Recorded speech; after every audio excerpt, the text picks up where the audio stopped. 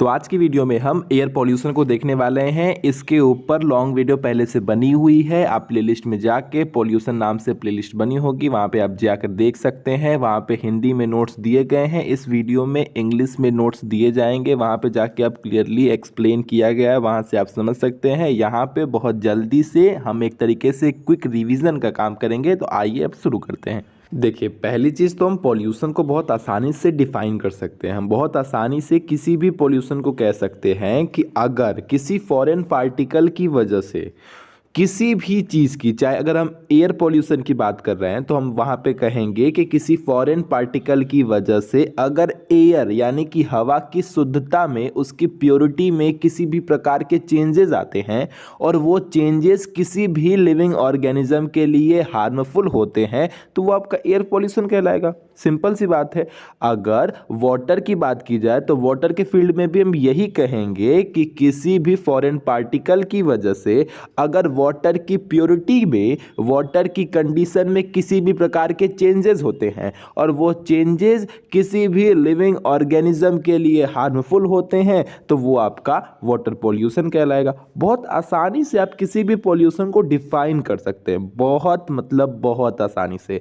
यानी कि किसी फॉरेन पार्टिकल, किसी बाहरी पार्टिकल, किसी सब्सटेंस की वजह से उस चीज़ की, वो जो भी चीज़ हो, चाहे वो आपका वाटर हो, चाहे एयर हो और चाहे वो आपका सॉइल हो, इनकी जो बेसिक नेचर है, जो उनकी प्योरिटी है, जो उनकी कंडीशन है, उनकी कंडीशन में किसी भी प्रकार के कोई चेंजेस आते हैं और वो चेंजेस किसी भी लिविंग ऑर्गेनिज्म के लिए अच्छे नहीं होते हैं तो फिर वो पॉल्यूशन कहलाएंगे। चाहे वो एयर पॉल्यूशन हो, चाहे वाटर पॉल्यूशन हो, चाहे नॉइज पॉल्यूशन हो। तो इस तरीके से आप इतना समझ लीजिए कि पॉल्यूशन कभी भी आपको याद करने वाली चीज़ नहीं है, बहुत ही सिंपल सी टॉपिक है। अगर पॉल्यूशन में कुछ भी याद करने वाली चीज़ है तो वो सिर्फ और सिर्फ रेडियो एक्टिव पॉल्यूशन और थर्मल पॉल्यूशन, क्योंकि जो बाकी पॉल्यूशन है उनके बारे में आप पक्का कुछ ना कुछ जानते होंगे, लेकिन अगर रेडियो एक्टिव और थर्मल के बारे में आपको एक पन्ने भी लिखने को कहा जाएगा तो आपकी सोच खत्म हो जाएगी, आप उससे अच्छे से डिफाइन या लिख नहीं पाएंगे। तो अगर मैं समझता हूं कि पॉल्यूशन सबसे फ्री का नंबर है, इसलिए पॉल्यूशन पे इतना ध्यान न देके आप रेडियो एक्टिव और थर्मल के ऊपर ध्यान दें। और अब एग्जामिनर खासकर उसको ही एग्जाम में पूछते हैं क्योंकि उनको पता है कि एयर, नॉइज, सॉइल ये तो हर कोई बता देगा, ठीक है, तो उस पर ज़्यादा फोकस करिएगा। अब आइए हम समझते हैं एयर पॉल्यूशन के आगे के टॉपिक को। बाकी आप इसे किसी भी तरीके से डिफाइन कर सकते हैं। Air pollution means contamination of the air by any substance that is harmful to living organism. यानी कि एयर पॉल्यूशन का मतलब होता है कि कॉन्टामिनेशन ऑफ द एयर, यानी कि जो आपका एयर है वो कॉन्टामिनेटेड हो जाए, यानी कि गंदा हो जाए किसी सब्सटेंस की वजह से, उसके बाद वो किसी भी लिविंग ऑर्गेनिज्म के लिए हार्मफुल हो जाए, वो आपका एयर पॉल्यूशन कहलाएगा। इस चीज़ को द एयर पॉल्यूशन डिफाइन से that when any physical, chemical or biological change take place in the air and contaminates it, then it's called air pollution। यानी कि किसी भी प्रकार के फिजिकल, केमिकल या बायोलॉजिकल चेंजेस की वजह से आपका जो एयर है वो कॉन्टामिनेटेड हो जाए, गंदा हो जाए, तो आपका एयर पॉल्यूशन कहलाएगा। बहुत अलग अलग तरीके हैं, आप उससे कह सकते हैं कैसे आपका एयर गंदा होगा। धूल, मिट्टी, गैस, स्मोक, फॉग, डस्ट, बहुत कुछ है, जो भी है आप देख लीजिएगा एग्जाम्पल के तौर पे। ये क्विक रिवीजन है, आप पढ़ के आसानी से समझ सकते हैं। ये प्लांट और एनिमल दोनों को अफेक्ट करता है, चीज़ें यहाँ पे दी गई है, अच्छे से समझ लीजिएगा। टाटा बाय बाय, ये टॉपिक खत्म। हम बात करेंगे कौन कौन से कारण हैं जिसकी वजह से एयर पॉल्यूशन होते हैं।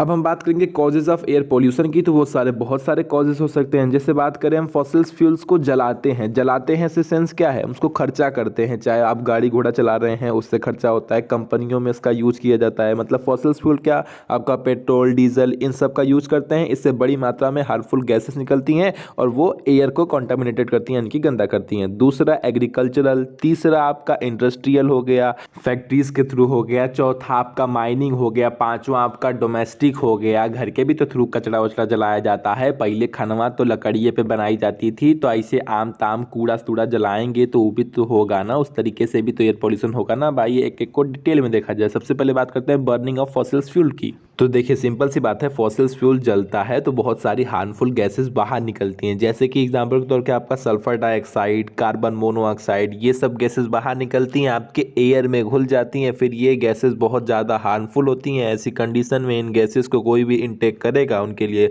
उनके जीवन के लिए बहुत ज़्यादा ये खराब होती हैं। इस तरीके से आपका क्या हो रहा है, पॉल्यूशन तो हो ही रहा है, इस तरीके से आपका एयर पॉल्यूशन फैल रहा है। तो ये एक तरीके से कॉजेज हो गया कि नहीं। बाकी आपको भी पता है कि फैक्ट्रीज में बहुत ज़्यादा यूज किया जाता है, बहुत सारी ऐसी इंडस्ट्रीज़ हैं जो डीजल पेट्रोल इनके भरोसे ही चल रही हैं, तो वहाँ से भी यही चीज़ें बाहर निकल रही हैं। ऊपर से गाड़ी घोड़ा दिन रात चलाएंगे, मानेंगे नहीं, दिन रात लेके घूमेंगे, तो इस हिसाब से भी हो रहा है।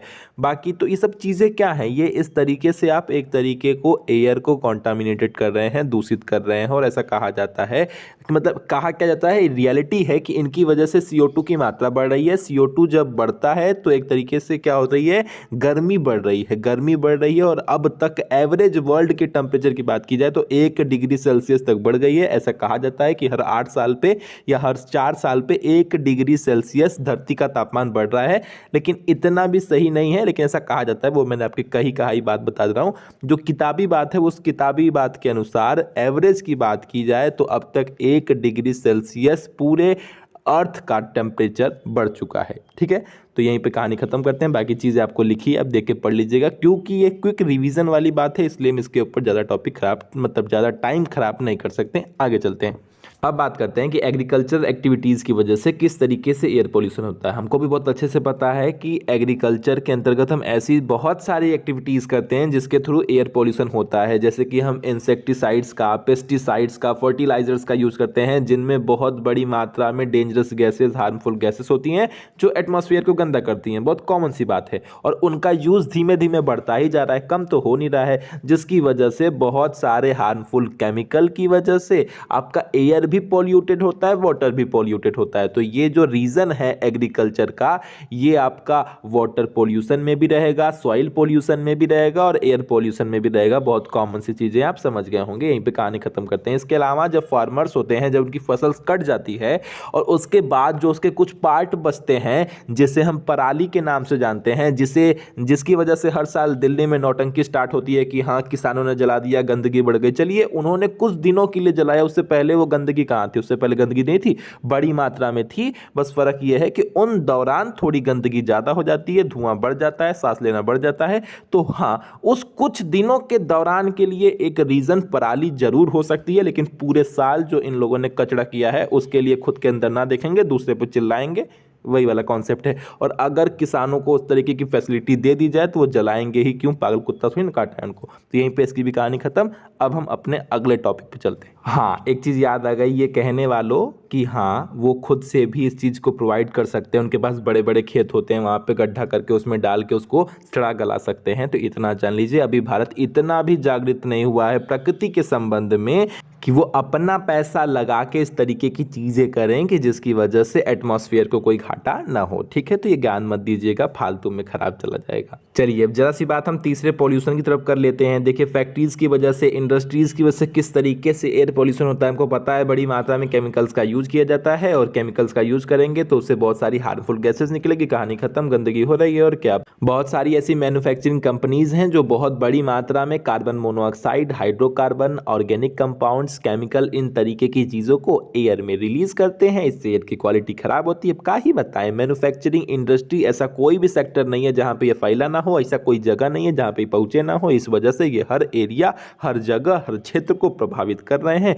जो पेट्रोलियम रिफाइनरीज होती हैं, जो उनको प्योरीफाई करने का काम करती है, वहां से भी यही सब चीजें बाहर निकलती हैं। तो इसको क्या ही बताना, आप खुद ही इतने ज्ञानी समझ जाएंगे, टाइम काहे लिए खराब करना। अब हम अपने अगले रीजन की तरफ चलते हैं। अब बात करते हैं माइनिंग एक्टिविटीज की, यानी कि माइनिंग की वजह से किस तरीके से एयर पॉल्यूशन होता है। सिंपल सी बात है, जब हम माइनिंग करते हैं तो बहुत सारे हार्मफुल सब्सटेंसेस बाहर निकलते हैं, राख निकलती है, बहुत सारी केमिकल्स निकलते हैं, जिसकी वजह से वहाँ पे काम करने वाले वर्कर्स के हेल्थ के ऊपर भी बहुत सारा गंदा प्रभाव पड़ता है, वहाँ के आसपास के लोगों के ऊपर भी गंदा प्रभाव पड़ता है। जो एयर पॉल्यूटेड हो रहा है, वाटर पॉल्यूटेड हो रहा है, उसकी बतिये छोड़ दीजिए। तो इस तरीके से आप देख सकते हैं किस तरीके से गंदा गंदा काम इंसान कर रहा है। माइनिंग का मतलब क्या होता है, कोई चीज़ जब अर्थ की सरफेस के अंदर से निकाली जाती है, माइनिंग की जाती है, खोद के निकालेंगे तो क्या हो जाएगा, क्योंकि माइनस हो जाएगी, मतलब माइनिंग हो जाएगी, माफ़ कीजिएगा, जल्दबाजी में ये सब चीज़ें हो रही हैं। तो यहीं पे इसकी कहानी खत्म। आगे के टॉपिक पे देखते हैं कैसे ये फास्ट ट्रैक रिवीजन हो जाएगा अगर ये वीडियो भी 20 मिनट की बन जाएगी। आए काहे का फास्ट ट्रैक रिवीजन, घंटे का, तब इसीलिए कोई मतलब नहीं है ना, इसलिए जल्दी से जल्दी खत्म करना हमारी मेन प्राथमिकता है, प्रायोरिटी है। ठीक है, आइए अगली टॉपिक देखते हैं। अब बात करेंगे डोमेस्टिक सोर्सेज की। तो आप देखिए घर में खाना बनाते हैं, लकड़ी पे बना रहे हैं तो उससे कचरा कुचड़ा होता है, मतलब धुआं वो निकलता है, इस तरीके से हो रहा है। दूसरी बात एसी का यूज़ करते हैं, वहाँ से हो रहा है। तीसरी बात अगर हम पेंट करते हैं, आजकल बहुत सारे पेंट आ गए, केमिकल पेंट्स आ गए, उनके पास पेंटिंग करके उनके पास सांस लेने में दिक्कत होती है, तो इस तरीके से वहाँ से भी एक बड़ी मात्रा में, नहीं कह सकते लेकिन एक अच्छी खासी मात्रा में वो भी एयर को कॉन्टामिनेट करने का काम कर रहा है। उसके अलावा अन्य जो आप झाड़ू पोछा मार रहे हैं, जिसे झाड़ू मार रहे हैं तो डस्ट की वजह से और भी कोई केमिकल वाला कार्य होगा तो ले लीजिएगा। इन सभी रीजंस की वजह से डोमेस्टिक रिसोर्सेज के थ्रू भी एयर पॉल्यूशन होता है, लेकिन इसके रीज़न बहुत कम हो सकते हैं। हाँ, ये बात अलग है कि एसी एक बहुत बड़ा रीज़न है, इसको आप काउंट कर सकते हैं। ठीक है, तो यहीं पे टाटा बाय बाय। अब हम आगे के टॉपिक देखते हैं कि ये तो कॉजेस थे, अब हम इनसे बच कैसे सकते हैं उसको देखिए। हाँ, उससे पहले ये जान लीजिए कि हर साल एयर पॉल्यूशन की वजह से लाखों करोड़ों लोग आपके इसके वजह से प्रभावित होते हैं, उनको गले में इन्फेक्शन हो जाती है, आपका लंग्स का कैंसर हो जाता है, सांस लेने में प्रॉब्लम, दिल के संबंधित प्रॉब्लम, बहुत सारी चीज़ें हो जाती हैं। लाखों करोड़ लोग हर साल बीमार भी होते होंगे, हो सकता है बहुत सारे लोग मरते भी होंगे। इसकी कहानी खत्म। अब हम बात करेंगे कि किस तरीके के इसके इफेक्ट क्या पड़ते हैं। तो ग्लोबल वार्मिंग होती है, आपको भी पता है ग्लोबल वार्मिंग में क्या हो रहा है, आपको समझ में आ ही रहा है, धीमे धीमे अर्थ का टेम्परेचर बढ़ता जा रहा है, तो एक चीज़ ये हो जाती है। दूसरा है आपका एसिड रेन, इसी तरीके से आपका एयर कंटामिनेटेड होता रहेगा, हार्मफुल गैसेस एटमॉस्फेयर में जाती रहेंगी। तो ऐसा ही एक दिन आएगा, एक टाइम आएगा जब बड़ी मात्रा में एसिड रेन होगी, तो जो सारे जो हार्मफुल सब्सटेंस हैं जो एयर में घूम रहे हैं वो वापस से धरती पे आएंगे, लेकिन बहुत गंदी फॉर्म में आएंगे। इसी वजह से माफ़ कर रहे हैं, मान जाइए, नहीं तो फिर क्या कर सकते हैं। तीसरा बहुत बड़ा रीज़न है ओजोन लेयर का ख़त्म होना। ये तो बहुत बड़ी रीज़न है ना भैया, अगर ये ख़त्म हो जाएगी तो फिर अल्ट्रावायलेट रेज पूरा धरती तक आएंगी, धरती तक आएंगी तो हमारी त्वचा को छू के हमें गुदगुदी का एहसास कराएंगी, हमें स्किन कैंसर, ये कैंसर, वो कैंसर देने में अपनी भूमिका निभाएंगी। इसलिए मान जाइए, वरना मान जाएंगे आप, क्योंकि अगर नेचर मनवाएगी तो आपको बहुत ज़्यादा ही तकलीफ हो जाएगी। बाकी चौथा रीज़न आपका इफेक्ट्स ऑन लिविंग ऑर्गेनिज्म, और लिविंग ऑर्गेनिज्म के ऊपर तो बहुत बड़ा फर्क पड़ता है, इसमें तो आपको क्या ही बताना। ठीक है, तो यहीं पे खत्म। अब बात करते हैं कि किस तरीके से हम इसको कंट्रोल कर सकते हैं, अपने आप को कैसे बचाएंगे इससे। लेकिन जाने दीजिए, क्या जरूरत है बचाने की, एक बार मर ही जाइए, आइए एक बार कुर्बान हो जाते हैं। ठीक है, तो यहीं पे इसकी कहानी खत्म करते हैं, यहीं पे टॉपिक खत्म। अगली वीडियो में इससे हम किस तरीके से इसे कंट्रोल कर सकते हैं उस चीज़ों को देखेंगे। तो वीडियो पसंद आएगी तो लाइक शेयर सब्सक्राइब। वैसे काहे का लाइक शेयर सब्सक्राइब भी, तो हम आज कमेंट पढ़ के पगला ही गए थे, 2-3 बार कोमा में से जाके बाहर आए। इन्होंने लिखा है कि आप इतना अच्छा हैं कि मतलब हम आपको शेयर करना ही नहीं चाहते हैं, जलन होती है, मजाक है कोई, अरे हमको शेयर कर दो भैया, कोई दिक्कत उक्कत ना होई, ऐसा दूसरे का भी भला हो जाओ। लेकिन क्या बताऊँ, ऐसा मत करिएगा प्लीज़।